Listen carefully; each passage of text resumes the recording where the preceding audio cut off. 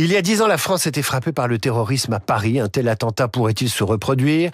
Le djihadisme a-t-il reflué avec la chute de l'État islamique? La France a-t-elle tiré toutes les leçons des attentats du Bataclan, de Nice et de ceux qui ont suivi? Question posée à celui qui vient de publier avec Gilles Kepel, Antiterrorisme, la traque des djihadistes chez Plon. Jean-François Ricard, bonjour. Bonjour. Merci d'être venu parler aux auditeurs de Radio Classique ce matin. Vous avez été procureur de la République au parquet national antiterroriste entre le 1er juillet 2019 et le 22 février 2024. Vous avez une longue expérience de ce sujet et de cette lutte puisque vous avez été juge d'instruction chargé des affaires de terrorisme pendant 12 ans, entre autres chargé de l'attentat du RER B. Vous avez également requis comme avocat général au procès du terroriste Carlos. On célèbre aujourd'hui les 10 ans des attentats de Paris. La question est toute simple, est-ce que ça pourrait se reproduire aujourd'hui? Elle n'est pas si simple que ça d'ailleurs. La question effectivement n'est pas si simple. Alors si on imagine une reproduction à l'identique, c'est-à-dire un commando projeté depuis une zone, par exemple la zone irako-syrienne, par une organisation qui contrôle un vaste territoire, comme c'était le cas pour Daesh il y a 10 ans. La réponse est a priori, selon la plupart des observateurs, non. Une telle action à l'identique ne pourrait pas en l'état se reproduire. Quoique parce que il existe une autre organisation, l'État islamique au Khorasan, qui est basée globalement, si l'on peut dire, dans la région pakistano-afghane, plus particulièrement en Afghanistan, et qui a montré ses capacités de projection en faisant réaliser des attentats énormes en Russie et en Iran. Donc, une possibilité d'action projetée n'est pas totalement à rejeter, d'autant que nous savons que cette organisation a des implantations en Europe, et déjà en novembre 2022, nous avions réussi à stopper une opération projetée par cette organisation. Ce que nous risquons en revanche davantage, ce sont des actions qui seraient commandées depuis ces régions ou simplement inspirées. Et c'est ce mode d'action qu'on a vu avant tout réalisé au cours de ces dernières années. Alors on pense souvent qu'une action simplement inspirée, c'est une action au couteau, c'est une action simple, par exemple par une projection de voiture, qui peut faire néanmoins beaucoup de victimes. Rappelons l'attentat de Nice, 14 juillet 2016, avec un nombre considérable de victimes. Et pourtant... Projection de camion. Projection de camion. Donc action qui, en tant que telle, était relativement simple, soulignons-le. Non, il peut aussi y avoir des actions beaucoup plus lourdes. Et j'ai pu observer, par exemple, que dès 2017-2018, des individus, sans avoir de lien direct avec Daesh, avaient en France réussi à réunir des armes, fabriquer des explosifs et était prêt à passer l'action sans même avoir été commandité par une telle organisation. Simplement inspiré, parce que cette nuance entre l'attentat commandé et l'attentat inspiré fait toute la différence. C'est plus simple finalement d'inspirer avec les réseaux sociaux, avec ce qu'on appelle le djihadisme d'atmosphère, en introduisant culturellement les ingrédients de la radicalisation. C'est peut-être plus simple d'inspirer que de commander. C'est beaucoup plus simple, très efficace, et c'est d'ailleurs l'essence même du terrorisme djihadiste. Ils l'expliquent. Leurs grands théoriciens, comme Al-Souri par exemple, ont expliqué que ce qu'il s'agissait, c'était de créer beaucoup plus un système qu'une organisation. Et ce système, c'est-à-dire qui consiste à répandre cette idéologie, à donner des grandes lignes de conduite et ensuite à dire aux acteurs sur le terrain: débrouillez-vous, agissez avec les moyens que vous voulez et choisissez vous-même vos cibles et frappez quand vous le voulez. Ça, c'est beaucoup plus important. Jean-François Ricard, on a une idée du volume d'interpellation, de mise en examen, de condamnation d'individus soupçonnés ou convaincus de vouloir mener des entreprises terroristes chaque année en France. C'est des chiffres sur lesquels on communique assez peu en vérité. On communique assez peu, mais par exemple, ce qui est intéressant, c'est de voir qu'est-ce qui est nouveau. Ce qui a été remarquable, ce que j'avais pu remarquer à partir de 2023, c'est la montée en puissance de très jeunes. Des moins de 21 ans, voire des mineurs, voire de très jeunes mineurs, c'est-à-dire de moins de 16 ans. Or, au cours de ces dernières années, par exemple, il y en a eu 19 l'année dernière, 17 cette année, c'est une montée en puissance considérable des très jeunes. Je donnais un autre chiffre parce 19 ou 17, de quel âge ? Ils ont entre 14 et 18 ans, pour s'agissant des mineurs, bien sûr, moins de 18 ans. Ça, c'est quelque chose de tout à fait nouveau. C'est un phénomène que vous analysez, qui est mystérieux. Oui, il est mystérieux. Alors, quand on l'a vu apparaître, on s'est interrogé. Alors, peut-être qu'on peut avancer 3 raisons à cela. La première, une explication peut-être plus générale sur un rajeunissement des acteurs dans les actions violentes. On le voit dans les affaires qui n'ont rien à voir avec le terrorisme, dans les narcotrafics ou, par exemple, dans les actions purement violentes au coup de couteau. Deuxièmement, avec un rajeunissement des acteurs. Deuxièmement, il ne faut pas oublier que nous avons affaire à une nouvelle génération totalement numérique, qui n'a connu que ça, et qui vit dans le numérique. Or, et c'est le 3e point, l'État islamique, Daesh, dès le milieu des années 2010, a su parfaitement adapter son discours à cette génération. Un discours qui est formaté par le numérique, avec des vidéos adaptées à ce public et qui leur parlent. Ce qui est très curieux, prenons le cas des 3 jeunes femmes qui ont été mises en examen lundi, en lien avec Salah Abdeslam pour l'une d'entre elles, qui était son ex-petite amie, avec cette affaire de clé USB.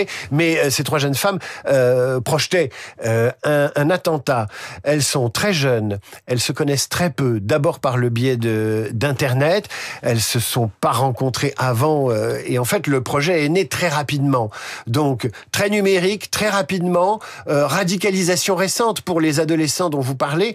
On n'est pas dans un processus religieux très long, on n'est pas dans un investissement personnel cultuel particulier, ça va très vite. Alors, 2 observations. La première, ça c'est une constante.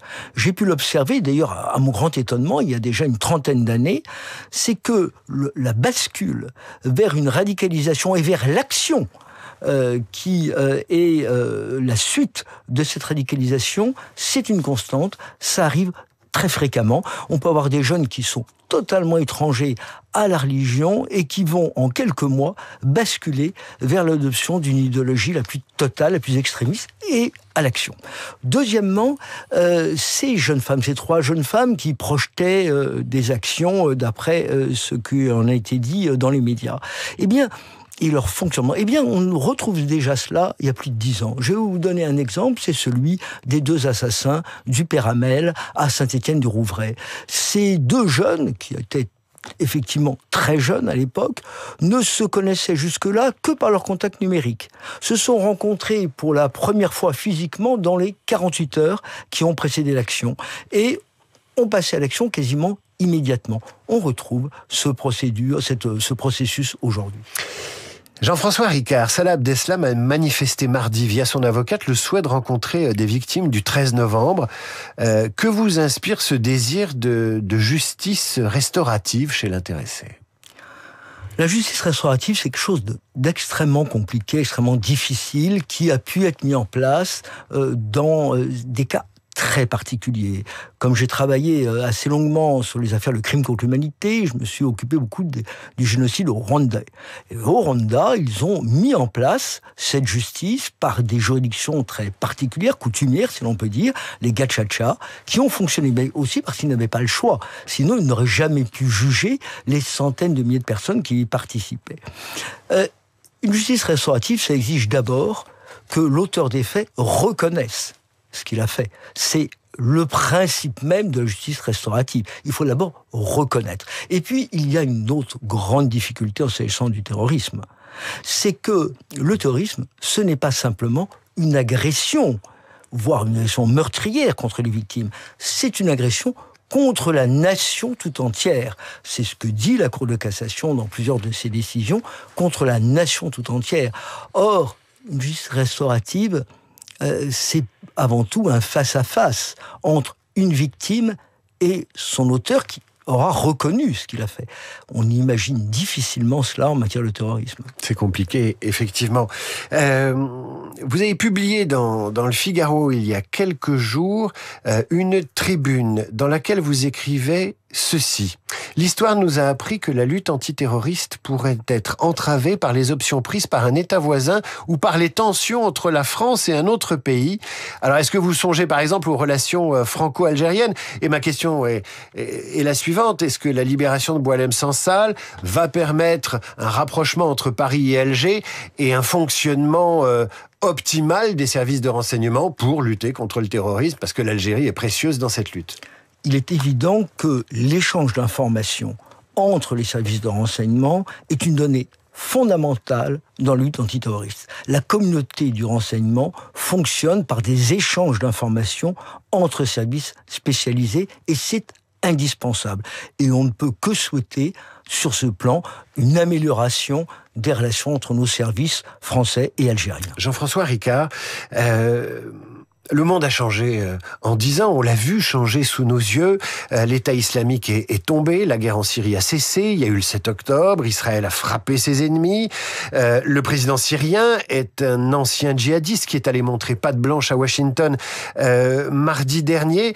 La géopolitique a-t-elle changé la donne et les défis de l'antiterrorisme? Certainement. Les défis de l'antiterrorisme sont systématiquement liés aux évolutions internationales.